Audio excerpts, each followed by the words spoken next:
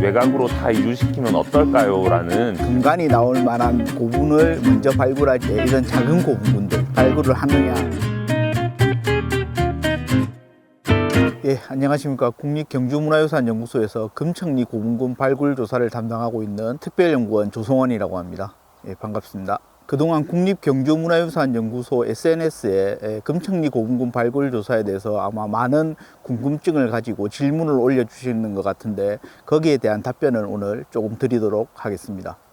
예, 먼저 첫 번째 질문에 대해서 말씀을 드리겠습니다. 첫 번째 질문은 아마 발굴 가치가 높은 경주 시내에 있는 봉황대 고분군이나 이렇게 큰 고분군, 금간이 나올 만한 고분을 먼저 발굴하지 왜 이런 작은 고분군들, 주변에 있는 고분군들을 발굴을 하느냐라는 아마 질문이신 것 같습니다. 먼저 말씀드리고 싶은 것은 발굴조사, 특히 이제 고고학을 연구하는 연구자의 입장에서 무덤의 크기, 그 다음에 출토되는 유물의 양, 그리고 유물 자체의 어떤 화려함 자체는 그렇게 가치 기준이 없다라는 것을 조금 이야기를 먼저 드리고 싶습니다. 지금 우리 사회 역시 다양한 사람들이 있고, 그런 다양한 사람들이 있는 것을 우리가 인정함으로써 이제 사회를 이해하고 연구를 할 수 있는 것처럼, 아마 과거 특히 신라 시대에도 상당히 다양한 사람들이 있었던 것으로 생각이 됩니다. 뭐 왕도 있을 수 있고, 귀족도 있을 수 있고, 그리고 일반 서민, 그리고 노예도 있을 수 있고, 이렇게 다양한 아마 계층이 있었던 것 같습니다. 지금까지 이제 신라 시대, 특히 신라 고고학 연구는 우리가 알고 있는 중심지, 앞에 질문에서 이야기하셨던 봉황대라든가, 그 다음에 황남대총이라든가 천마총이라든가 이런 화려한 유물, 특히 왕급의 어떤 무덤들을 중심으로 해서 연구가 진행되어 왔습니다. 아까 말씀드렸던 것처럼 이게 사회를 이해하기 위해서는 그러한 귀족 계층이나 왕과 같은 어떤 그 계층을 연구하는 것도 중요하지만, 그 이외의 다른 계층들을 이해해야만 비로소 이제 신라 사회를 이해할 수 있다고 할 수 있겠습니다.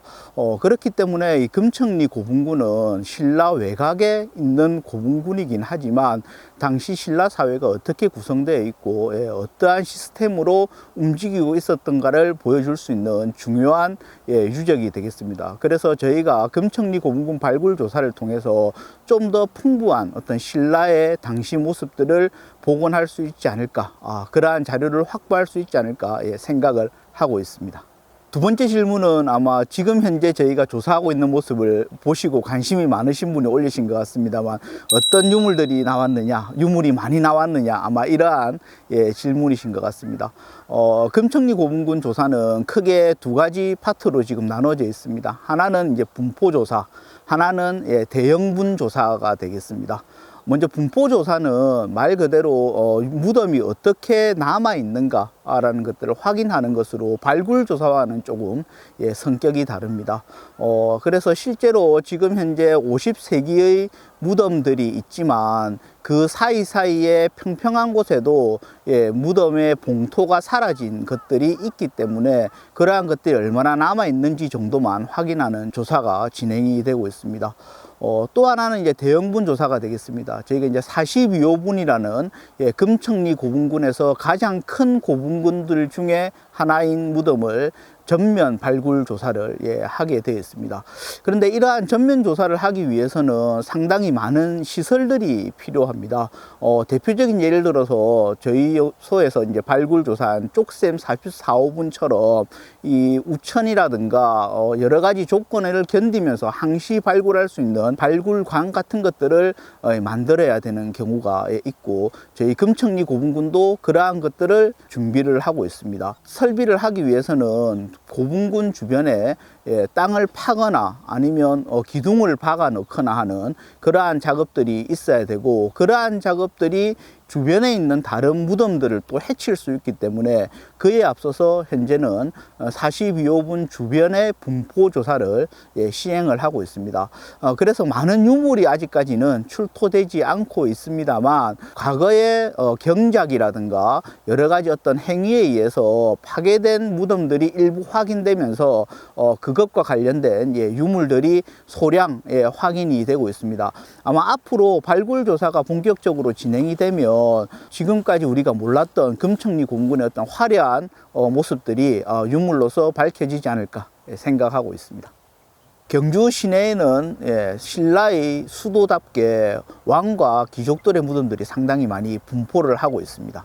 그런데 우리가 조금 시야를 넓혀서 경주 외곽까지 포함하게 되면 그러한 무덤들은 사실 금천리 고분군에서만 확인할 수 있는 거의 유일한 봉토분이 있는 곳이 금천리 고분군이라고 할 수가 있습니다. 또 하나 이제 신라의 역사적인 어떤 의미에서 보자면 이 금천리 고분군 남쪽에는 지금 모량리라고 하는 지역이 있습니다. 이 지역은 과거 신라 육부를 구성하던 모량부의 그 전신이지 않을까라고 생각을 하고 있습니다.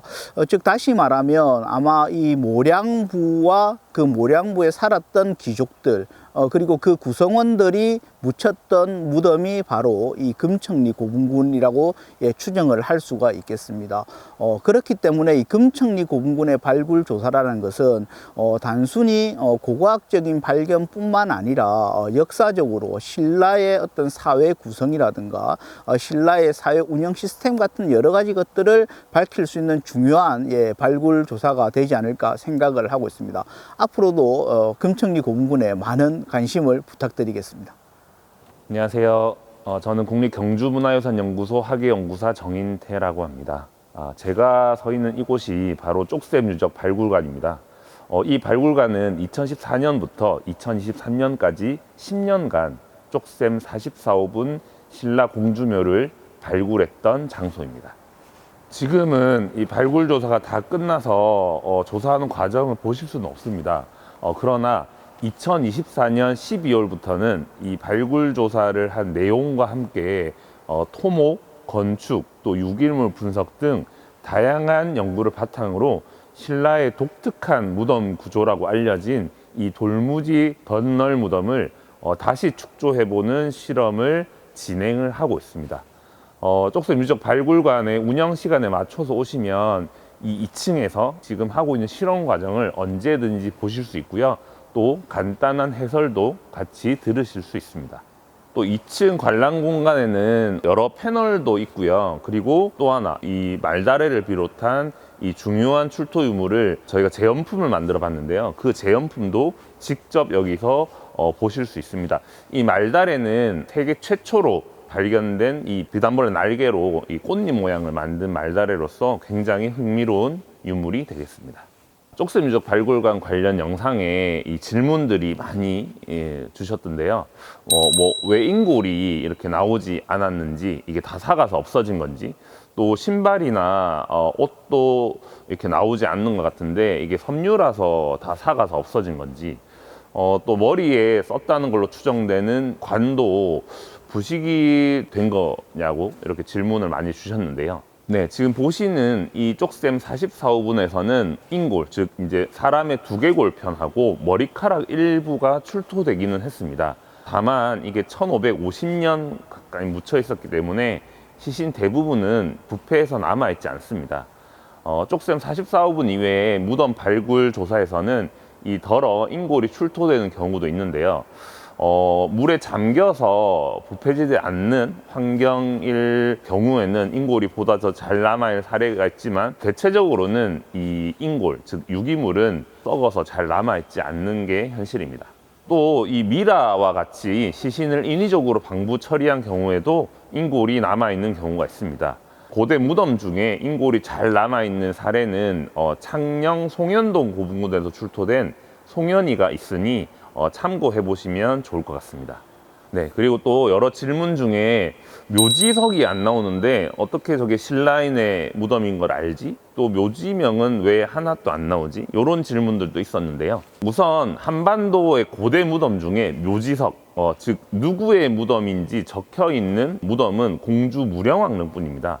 지금으로서는 저희가 이해할 수 없지만 당시에는 지금과 다른 장례 절차나 무덤 표시, 또 무덤 제사가 있었을 것으로 추정되고 있고요. 그래서 지금과 같은 묘지석이나 또는 장례 규범, 또 무덤 축조 방식은 아마도 중세 이후에 중국의 영향을 받아 성립되었을 것으로 이해하고 있습니다. 그러나 신라에서도 경주 금관총의 경우에는 명문이 적힌 칼이 출토된 적이 있는데요. 이사지 왕이라는 명문입니다. 문제는 이 이사지 왕이라는 왕의 이름이 역사 기록에는 전혀 나타나지 않는 기록이고요. 또 이것만 가지고 또 어느 왕의 무덤인지 어느 왕의 것인지는 알기가 좀 힘듭니다. 또 이 칼이 무덤 주인공 자신의 칼인지 또는 하사받은 칼인지도 알기가 어렵습니다.